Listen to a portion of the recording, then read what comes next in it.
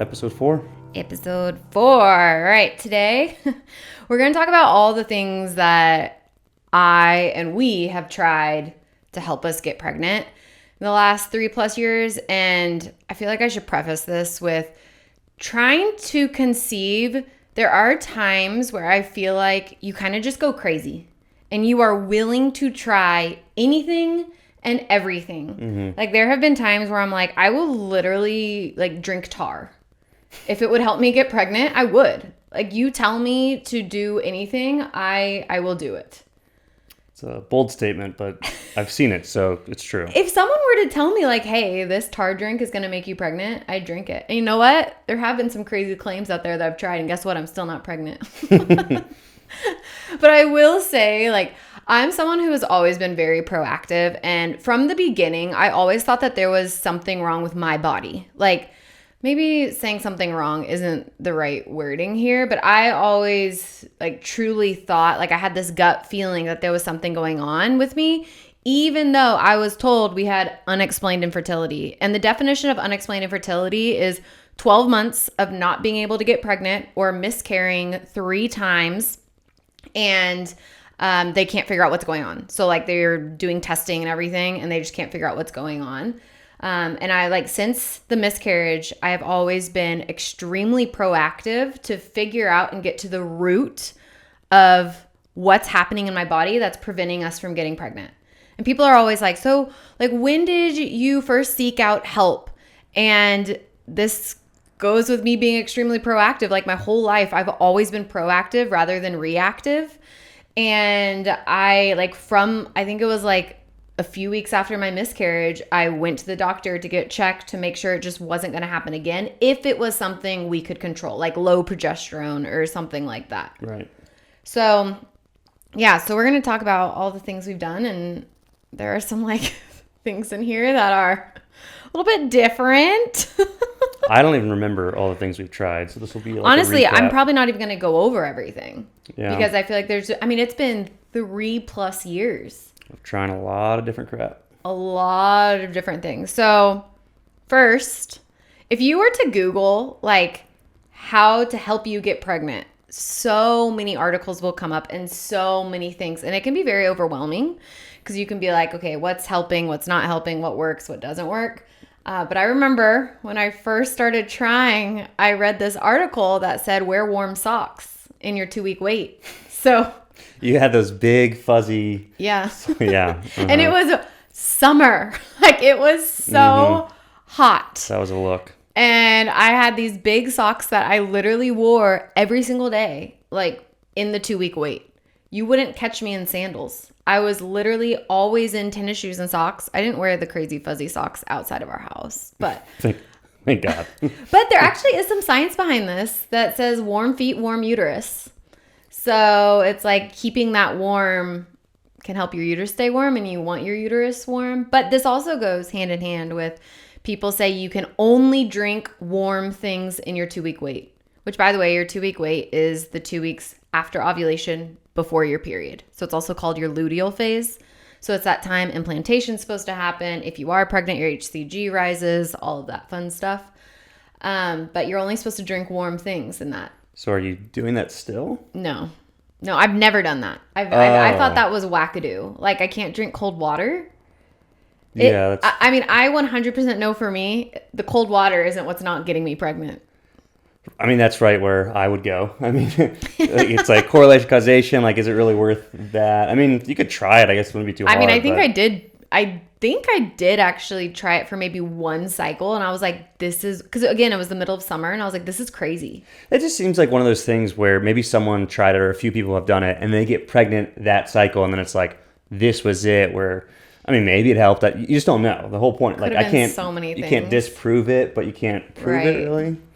Oh, totally. Another thing was pomegranate juice in your 2-week wait. We were drinking a lot of that stuff. Yeah. I didn't need to. I think I just enjoyed it. No, you just liked the taste. Yeah. And I was like, this is expensive. Stop drinking it. And also eating pineapple core. Oh, I would never. No, that's the worst part. Why is it better? It has, I forgot what it is, but there's a certain vitamin that's in it that's supposed to help with your uterine lining growing nice and thick that you want. So would you just blend it up? No, I would just eat it. like the core. Okay, if you're gonna try that, blend it up.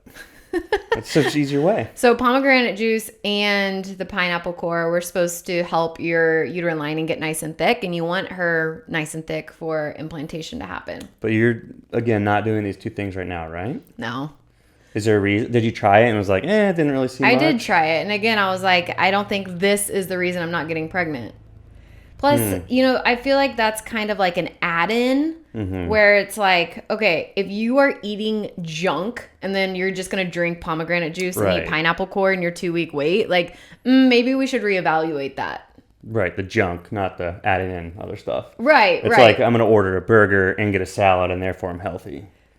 I mean, that's not like bad. No, but that's that mentality. Like, yeah. Okay, let's go even more extreme. I'm going to eat 8 burgers and have a salad on the side and somehow feel right. True. But I feel like there's so much like clickbait out there for women trying to conceive where it's like, I took this vitamin and got pregnant. And I just like right now on TikTok, oh my gosh, everyone and their mother on every single TikTok video I post are telling me, have you tried maca root? You need to try maca root, or maybe it's maca, M-A-C-A. You need to do maca root because that got me pregnant. That's what helped me get pregnant. Like I've heard it's getting everyone pregnant. It's like viral right now. So you trying it? No, it's like so frustrating because I'm like, y'all, it's not the maca root that's getting you pregnant. Like, sure, it may be helping, but there's so many other, like, do you realize how many things that have to go right for you to get pregnant? Yes. It's not just that one thing. And I'm not saying that thing won't help because it can help, but you need to make sure your body needs it. And by the way, this is not an episode where I'm diving into the science behind everything. So if you're interested in that, just go hop on Google, read some articles. Yeah, this is more just what you've tried, what we've tried, yeah, and what I've heard. Stuck to, what we haven't. Yeah. And then there was another one that went viral like when we first started trying, and it was Mucinex. And it still is. Oh, yeah. Take Mucinex around ovulation. And here there actually is some science behind this one. First of all, you want to make sure that the only active ingredient in the Mucinex you're using is that guanidistif or whatever. I can't remember the name, but it starts with a G-U-A-D, I think.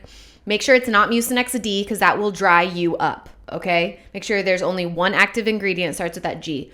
By the way, that active ingredient is 2 Chinese herbs. Isn't that interesting? I had no clue. I just learned that. It's 2 Chinese herbs. And the point of Mucinex is, well, the point of this Mucinex, right? Mucinex D dries you up. This one helps loosen the mucus that's going on. So when it's loosening your mucus up here in your head or in your chest, it also works to loosen the Mucinex down there in your hoo-ha.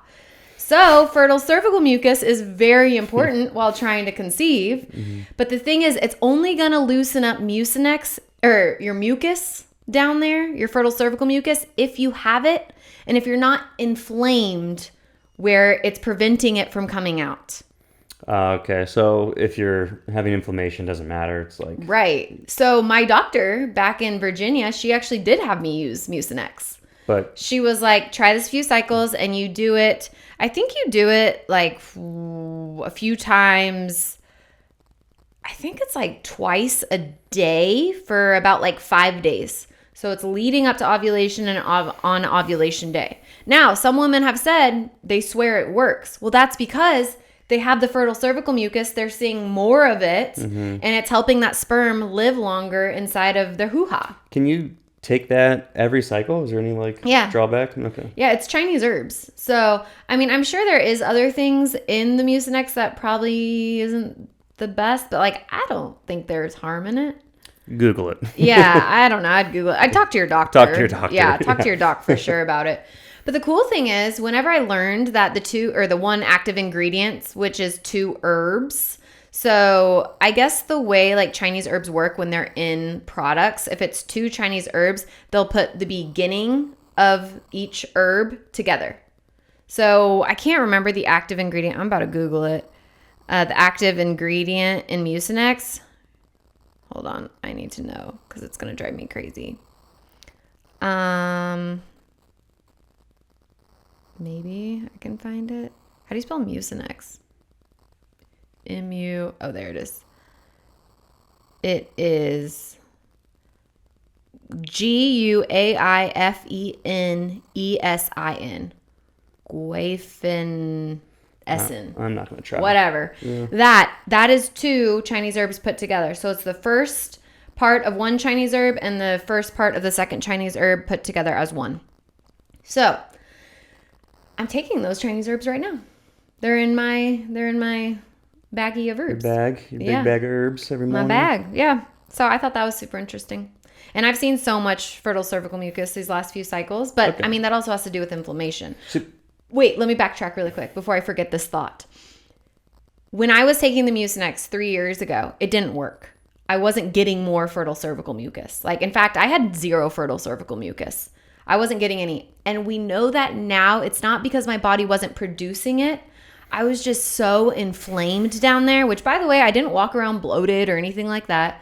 But my lady bits were so inflamed down there that inside me, it's not like my hoo-ha was inflamed or anything, but inside of me, that it wasn't allowing the fertile cervical mucus to get where it needed to be. Right.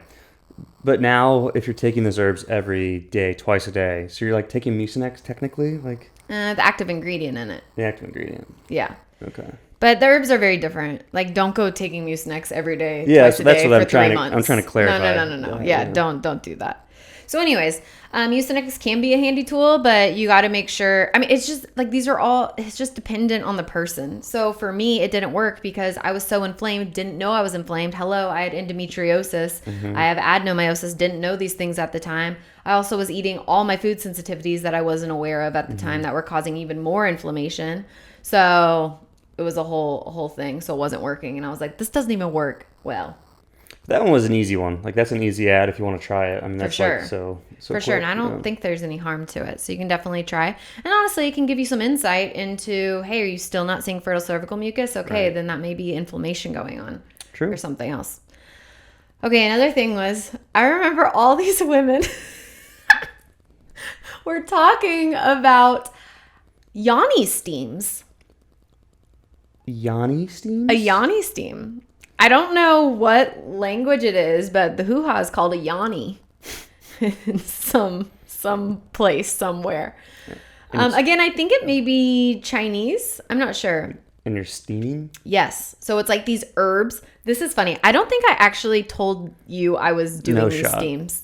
And you would go golf, and I would do the steams while you were golfing. And you never knew. They were expensive. And, they were? Yeah. And you want to make sure that you're getting good herbs. So it's basically this bag of herbs that you boil up and then you put it in a big pot, or they literally have like these seating chairs that kind of look like a porta potty. I didn't buy the seating chair, but you put it in a big pot. I did buy a little seat that you put on top of it, and you sit your little yoni down on there and you let it steam you for like, I think it was like an hour. No wonder you did it while I was golfing. Yeah, Jeez. You would go golf. I like have vivid memories of like doing it. You would go golf, and I would make sure I do it right when you left, so that like didn't stink up our house. Dang, living a whole Yanni secret life.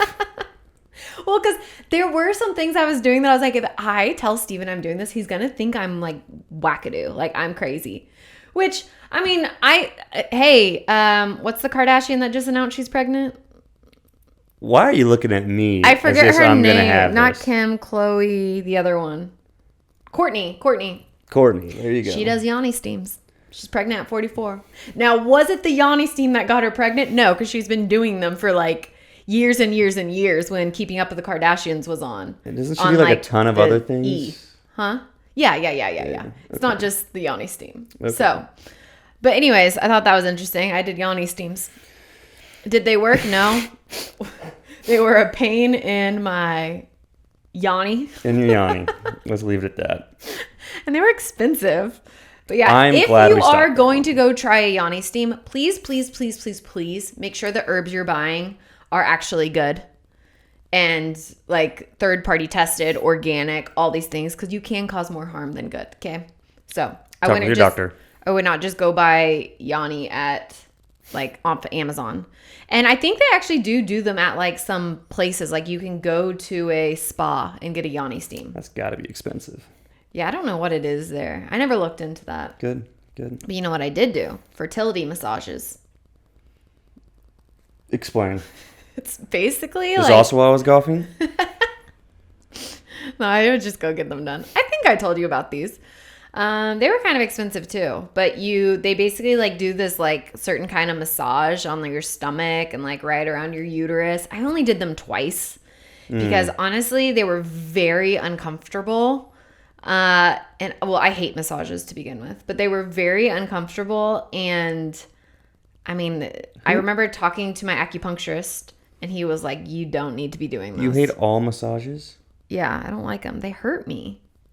Even like, hey, go gentle, go light? Yeah, I get like, I don't know. Like, I'm like, okay, can we hurry this up? I don't like getting my nails done. I hate getting my nails done. Like manicures, pedicures, don't like it. In fact, when they ask to massage me, I'm like, absolutely not. Get me out of here. I do not get my nails done. And that's not really because I'm living a holistic lifestyle. It's really, I mean, that's part of it, obviously, but it really is because like Nails done holistic light, what? Well, it's toxic. All When of you it? go in there, all the fumes, oh my gosh, yes. Okay. Extremely toxic. I actually just had that conversation with my mom because she was like, oh, I bring my organic nail polish to the nail salon. And I was like, well, don't you think like breathing in that toxicity for 2 hours getting your nails done? It's 2 hours? It can be. How often? I mean, it's like what, every 4 or 6 weeks? I think that's more toxic than it is than putting like toxic nail polish on your nails. I've never been in a nail salon, so I don't know. Again, how there's much no are you science. breathing in? Yeah. I mean, you're just breathing it in, those fumes. But you can really smell it, yeah. Yeah, it makes me like feel sick now, but I think that's because I've just detoxed so much that like, I mean, I can't walk down the laundry detergent aisle anymore without like feeling like I get immediate headaches and want to puke.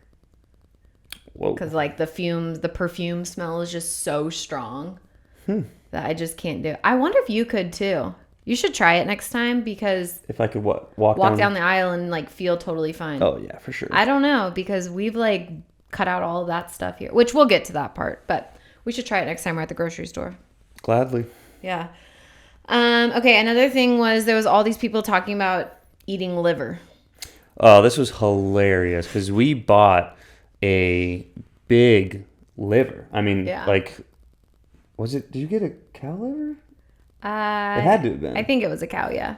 And it's very large and it's like, doesn't smell good. It's like, It doesn't just- smell good. I mean, it smells horrendous. Yeah, it reeks. It reeks. It's really, really tricky. And when you're cooking liver, you have to find like a perfect medium because you're either like undercooked, chewy, overcooked, and then it's just like... Or too much, which I put way too much in it. Oh yeah, or if you're just trying to like eat a lot of it. And we tried to like... You try and mask it with different like onion and sausage or something to like get rid of the flavor. Put it in taco meat because everyone was like, you put it in taco meat and you can't even taste it. Someone messaged me the other day and was like, I knew you were a real one when you tried it and you were like, this is disgusting. Yeah, it's gross. I mean, maybe we're just not good at preparing it. Maybe there's like a really fancy way to do it, but... I swear, I put in the exact amount they told me to. Yeah. And it was, I mean, it stunk up our house. Yeah. It was so gross. We actually have one in the freezer right now. And Yeah, but I'm taking them like pills. Yeah, okay, yeah. So we completely failed at that. Both of us were like, I definitely was like, I don't want to eat these things. Like, it's just disgusting. It's not worth it. By the way, liver isn't going to get you pregnant. It helps if you have a deficiency in like, and I can't there's remember health vitamin it benefits is. to liver. But, Yeah, it's great for you. But all these things are like, okay, am I realistically going to do this like on a long enough basis for it to impact you? Because it's not like eating liver once changes stuff. It's like, That's really important. That's really important because I feel like even with any diet you do too, people are like, oh, I'm going to do this for one cycle, didn't get pregnant, not working. yeah, that stuff doesn't even show up for a long time. And even for like, I know this isn't male stuff and like liver, I don't think necessarily changes sperm count or anything. But for your diet or whatever it is you're trying to do to maybe, if you are dealing with like male infertility, it takes a long time for that to show up. Like It takes 60 to 90 days. Yeah. And same with our egg health. So it's 60 to 90 days Right. from when you start feeding your body, whatever it is, vitamins, minerals, a healthy diet, for it to actually improve your egg health or sperm health. Right. Exactly. So the egg that you are producing this cycle was beginning to get affected 2 to 3 cycles ago. Right. So you have to think about what were you eating though? Like, were you drinking more? Like, all these different things. Right. And then that goes to another point. Like if you're going to eat liver, let's say you do it for 60 to 90 days, you truly do it. You still have to go back to like, okay, are you living the rest of your lifestyle pretty good? Exactly. Like, so you've got to be on your game to make it even worth it, if it is at all, to get those benefits. And these are things I wasn't doing at the beginning. I was like, I'm just going to eat the liver. I'm going to do the Yanni steam. And like everything else in my life was just like, I was eating okay, but... Did you ever eat the liver on the Yanni steam? Ew. Yeah, it sounds gross. No. But now you've started to switch, which I'm not doing, but you're kind of all on board, is frozen? Yeah. Are you even cooking it? No. But just little pieces of uncooked liver. It's like a little pill. Talk to a doctor. Don't just do stuff because we say it, but you'll take that and just down the gullet. Only 3 times a week. Yeah. So I freeze it. I put it out on the counter for a little bit to let it like not be quite as hard. And then I just swallow it like a pill. But this liver that we got, it doesn't smell at all. Some people said if you soak it in milk overnight, it helps with the smell. I did not do that to this liver. Well, this was just like a good liver. And this isn't store-bought. This was from your dad's ranch, so it's my dad raises cattle, so it was like we know what these cows were fed, we know how they were treated, all of that, so that's definitely we know their names. Stop it. You do not name the ones that you're gonna slaughter. No, you don't. Okay. The next thing, fertility teas. Now this is everywhere. Like there is so many teas out there. There's literally one called fertility. Tea. Yes. Okay. Like a drink. Yeah, I just thought the letter. I'm like, what is she talking about? No. Or I actually thought t-shirts. I'm like, oh. What? No. Okay. Oh my gosh. But I probably would wear a t-shirt if they told me I'd get pregnant. But these teas, we still have boxes and boxes and boxes of these teas. One of them's like red clover. Another one is... These are ones that it's like so easy to try because it's like, okay, you're just drinking tea. Yeah. Like you could just do it as like, if you enjoy tea, I'm just going to go get these, that like, I like those that are like, so they're minimal. It's just Make sure you're drinking them in the right parts of your cycle though, because what if you just drink it at all times? It's like, it doesn't work that way. Over tea? Huh? Too much tea? Yeah. You're over teed. I don't know why that's funny. But... I don't know either. So yeah, make sure like you can just literally just Google, like, when am I supposed to drink this tea? Like, I can't remember which one it is, but there's one you're only supposed to drink in your 2-week wait. There's one that you can drink throughout your whole cycle. There's one that you drink the first part of your cycle. So just look it up. I don't drink the teas anymore. I know, they're sitting there. I know. They're probably expired, honestly. To be fair, you're drinking herbs twice a day already. So it's like, it's a lot of... Yeah, we'll get to that part too.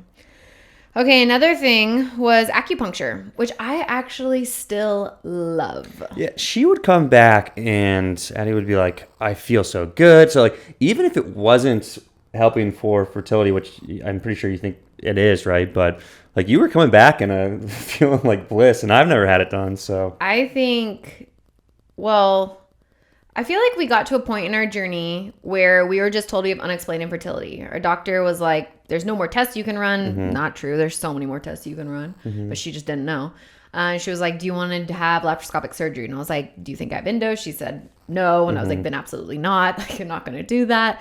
And I got to a point where I was like, okay, what can I do to just feel more empowered? Right. And like control what I can control. That has been my motto since day one. Control what you can control in this journey because so much is out of your control. So I looked up acupuncture for fertility. Make sure if you're going to acupuncture, you're finding someone that does it for fertility. Okay. Because I have been to someone that doesn't do it for fertility, and they're like, yeah, I don't know where to put the needles during still feel better though after?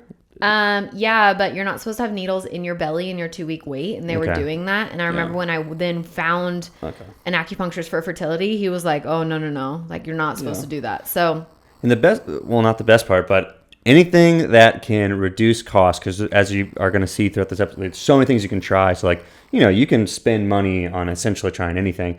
Acupuncture for a lot of insurance companies will cover like, I think it's up to 12 sessions. I don't know. Everyone's different, but yours is like, you got up to 12 that were just completely covered, right?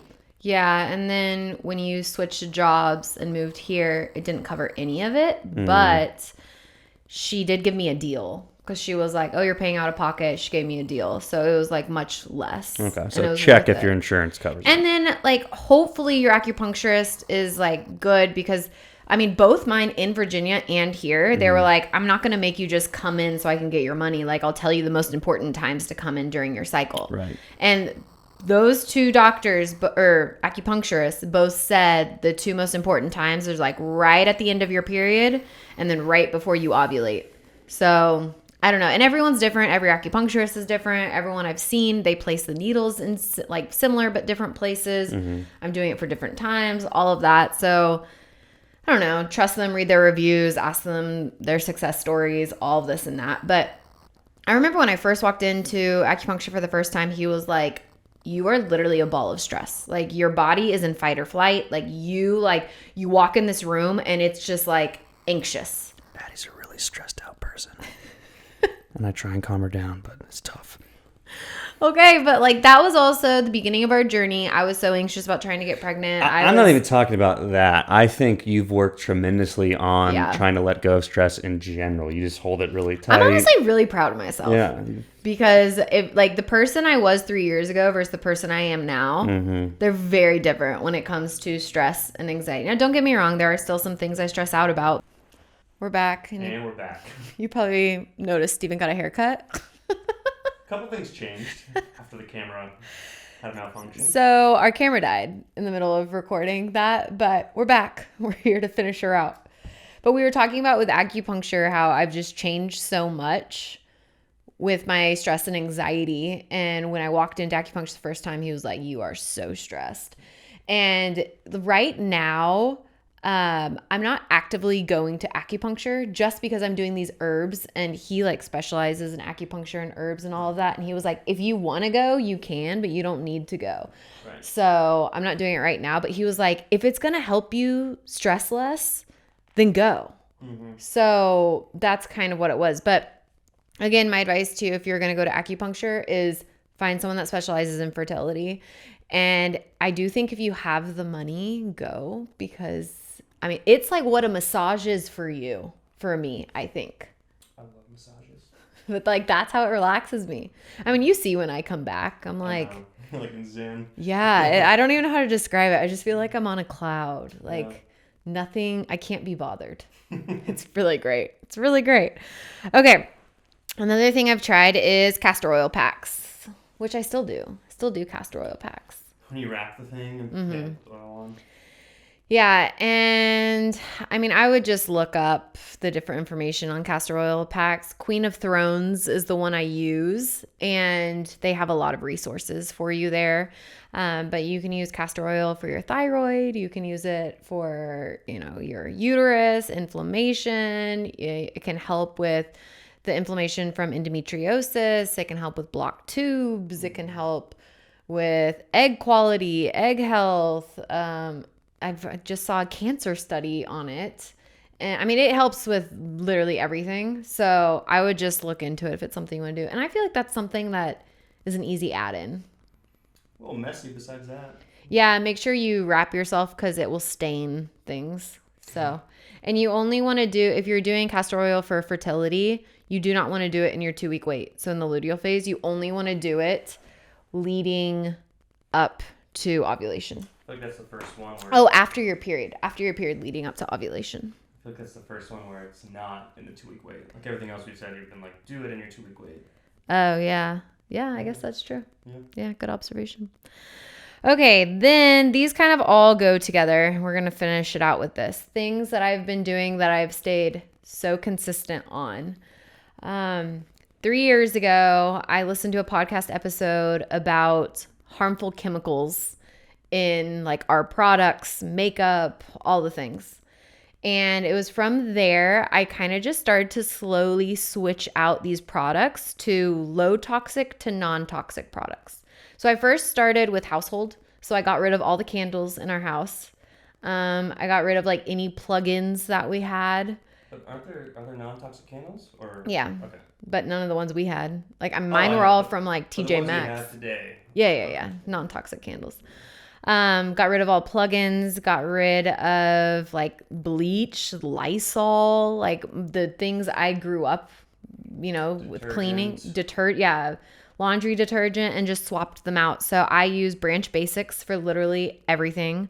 Force of Nature for disinfectant, and it also is a deodorizer. So I use that like on his stinky golf shoes, the dog beds. Golf shoes. Yeah, like inside of them. Oh, you've been sneaking that in the golf shoes? Oh, yeah. They stink up our car when you leave them in our car. Allegedly. Dog beds, like inside drawers. We got some musky closets in this older house. Things like that. Yeah, but more so for a disinfectant. Also, if you're interested in any of these products that I am talking about, Branch Basics, Force of Nature, anything I talk about here, you can go to the link in my bio, either on Instagram or TikTok, and I have everything linked there, and I have discount codes. So you can go find that there to save you some money. Then I started swapping out my makeup. This was a harder one for me. Wasn't hard for me. Because I loved the makeup I was using, but it's just so sad to see the beauty industry is one of like the worst. It is awful. Like what they can consider putting in. I'm sorry. I'm laughing because now the garbage man is here and y'all can probably hear that in the I background. think that's actually a school bus, maybe. Oh, it's a school bus? Yeah, trash is already gone. No, it's the next round of garbage. It's garbage, yeah. Anyways, so here's a little bit of real life for you. The squeaky wheels. Podcast studios at home. But yeah, makeup was a hard one for me because I loved what I loved, and it was hard to find like the good replacements of like the good products I really liked. But yeah, the beauty industry is wild what they can put in our products. And anyways, some people don't believe in it, and that's okay. Some people do believe it, and that's okay. But I think if anything, step by step. It's not about being perfect. It's just about progress. And like I still use toxic things. So yeah, trying to minimize it. Yeah, it's about minimizing. And obviously if I'm like at someone's house and they have hand soap that's toxic, I use it. Or like if they have candles burning, I use it. But there have been times where there have been plugins and I unplug them. Shame. But that's honestly more so because they give me headaches. Yeah, those plugins aren't great anyways. They like hurt my head. Yeah. And then this was about that same time, so about like 3-ish years ago, I read the book It Starts With an Egg. Or it starts with the egg. Sorry, yeah, it starts with the egg. That's a very good book if you're just now getting into this kind of stuff. And it kind of tells you like, it kind of just talks about like all things going from our toxic, normal, everyday lifestyle moving to a non-toxic lifestyle. Super interesting. I just got to benefit from all of this because I really didn't have to do too much. The only things I changed is you won't let me, and now I don't do it, but the sauna or like heat, oh yeah, so avoiding that. And then ice baths you can't do them though. Yeah, we got an ice bath this year, and I was doing them at the beginning, and then they were like, actually Dr. E with the herbs, which I'll talk about here in a second, was like, please stop doing them. Because apparently with like the way it reacts with your body, it's supposed to reduce inflammation, but around your uterus, I guess like the harsh reaction can cause inflammation. Mm-hmm. So he was like, please just hold off. Don't do it. But it's great for you. Yeah. Great for you. Oh, and another thing you stopped doing is Zen. Yes. That was tough, but worth it. What was that? Tobacco? I always forget. Nicotine. Yeah. Yeah, he stopped doing that. And then a year ago, Stephen and I both did a program called the Gut Protocol. It is a program that helps you restore your gut health, and your gut like highly impacts all of fertility. And then it also helps you figure out your food sensitivities. If you've been here a while, you've heard me talk about this program for a year now, a year plus. Mm-hmm. And it helps you figure out your food sensitivities, which is super interesting because those food sensitivities cause inflammation. Inflammation is like our enemy while trying to conceive.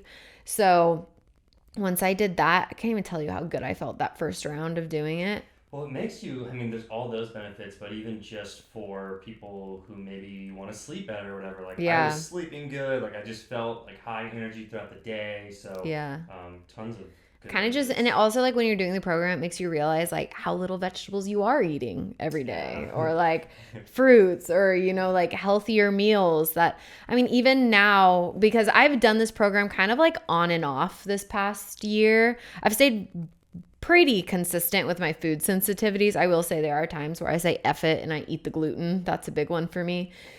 And I have pimples on my face right now because I just ate gluten. So that's one. Wow. I know. Shame again. Stop it. Okay, you figured out your food sensitivities and are eating them every day. I'm a fighter. But yeah, so I'm like going balls to the wall now with it again because for the last 2.5 months, I've been taking these Chinese herbs.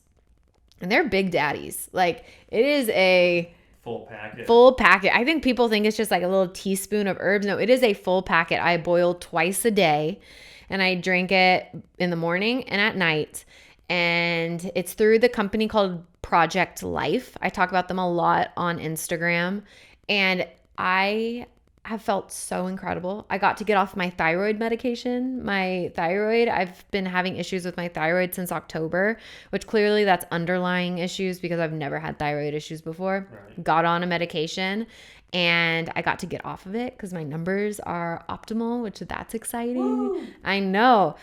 Having so much fertile cervical mucus, just been feeling so good. I've also been very diligent with my diet, minus the gluten hiccup I just had. Hiccups here and there. But I've been like pretty dang good with it all. Yeah. And I've just been feeling so good. And we were given the okay to try this cycle. There you go. How do you feel about that? We've taken a 2-month break. I'm trying to stay positive for it without letting my hopes rise too high, truthfully. And that is the definition of trying to conceive. Yeah. That's literally like the poster child of it. But that's part of this journey we're on, where it's like you have to stay hopeful, but it's also scary to stay hopeful. I stay hopeful, but I just don't want to be like, okay, this is the time it's going to happen, right? Put the pressure. I don't want to put pressure on it as if it's like... I know, and like Dr. Yi did say, hey, it may take a few cycles. Exactly, because like, even if you don't, it doesn't mean it doesn't work, or your body hasn't improved. It's like, it's right. Still, even with someone that's not dealing with infertility, what is it, like a 25% chance of conception each time? I don't know. Yeah, I think it's like 20%. Right, so it's like, I'm just trying to keep my baseline like, hey, it doesn't mean it didn't work just because one time doesn't work. Right. And I think what we'll end up doing is we'll try the rest of this year. If we're still not pregnant, that's when we'll move forward with adoption. Yep. But yeah, if you're interested in the Gut Protocol, that program, it's a very powerful program for women trying to conceive. I've had hundreds and hundreds of women do it this past year. I'm not telling you it's going to get you pregnant. I'm not telling you any of these things are going to get you pregnant. Right. But they're only things that can just aid you along this journey. And most of them just make you feel better outside of it. Like, they're positive changes in general. I can't tell you the Yanni steam made me feel any better. Okay, I forgot about the Yanni steam already. But yeah, anything else, like especially when you do diet changes, you figure out those food sensitivities, you eliminate them, like you're just going to feel less bloated. You're going to feel so good, so much energy, sleeping better. Your skin's going to clear up. You're going to have like those dark circles are going to go away. If you have any dry skin or eczema, psoriasis, like that stuff, I mean, you're just going to feel so good. And like same with these herbs, if anything, these herbs have just I have not slept with a sleep aid in the entire time doing these herbs. Like melatonin or something? Yeah. Nothing. I used to take my CBD melatonin like almost every night. She's a pretty light sleeper. I'm a very light sleeper, but I have not slept with a sleep aid at all. And I've been sleeping so good. Yeah. Except when I ate the gluten, I slept really bad. Ding, ding, ding. Yeah, why? So yeah, but if you're interested in doing the Gut Protocol, I've had many, many women do it this past year and have had incredible success stories and just women telling me how good they feel and all these things. It's, again, linked in my bio. You can go fill that out. I'll put it in the show notes as well, so you can see it linked in there, so you can fill that out. I'll also put the codes I have with those companies if you're interested in switching out products. I share my clean makeup all the time on my Like to Know It, so you can go find that over there. And the herbs are through Get Project Life, so I talk about them all the time. You can find them on Instagram or TikTok. Or we can put it in the YouTube description. Yeah, we can do that too. Yeah. All right, let's close her out. What's your peak for the week? You start.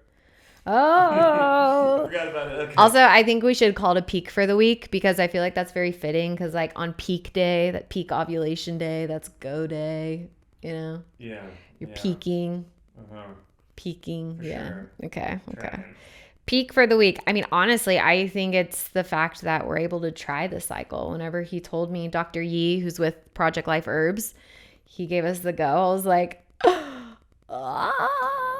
I mean, I think it's kind of like giving me a little bit of anxiety. Mm-hmm. I think it's just kind of like PTSD. Like we've tried so many things and like surgeries and everything I've named here. And it's like you put a lot of hope into these things. Mm-hmm.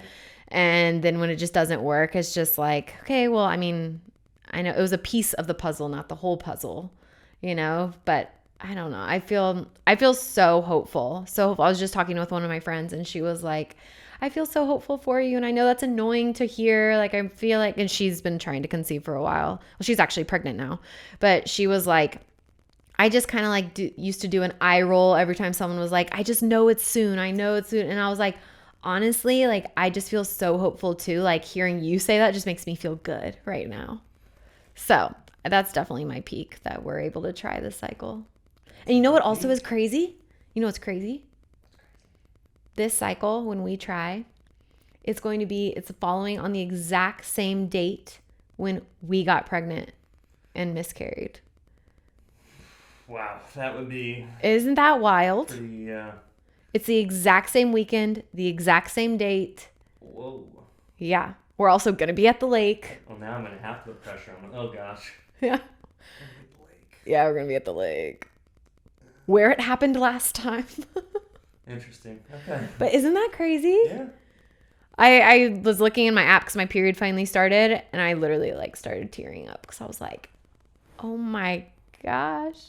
Could turn But a low to a peak for that date. I know. Wouldn't that be nice? Like a new, exciting, new meaning. Yeah.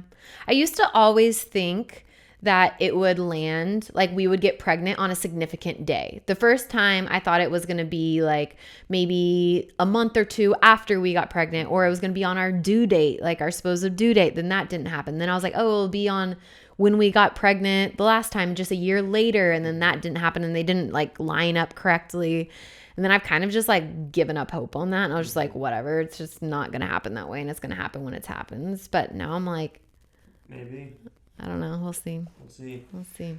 I mean, that's a great peak. I don't know if I can top it. Yeah, follow that up. I can join.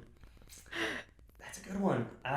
Maybe that we are... Oh, we gotta watch your brother's little puppy, huh? We gotta have a puppy in the house, so... Oh, yeah, we're watching the puppy this weekend. I'm actually excited for that. So I am too. That'll be my peak. Obviously yours, but I'm just not going to steal yours and do it twice. So, Yeah, so if you want to see puppy shenanigans, go follow around the gram. Yeah, it's a big... How much? He's like 30 pounds already? Bigger than that now. Bernese Mountain Dog puppy. So. But I think he's only like 10 weeks old or something. He's still big. So cute. Mm-hmm. So cute. Okay, guys. Well, thanks for being here. Thanks for tuning in. If you would like to leave a review, a positive one, we'd love that. We're also here. I will take comments that boost the algorithm. Okay, that too. And yeah, we'll see y'all next time. See you then. Okay, bye.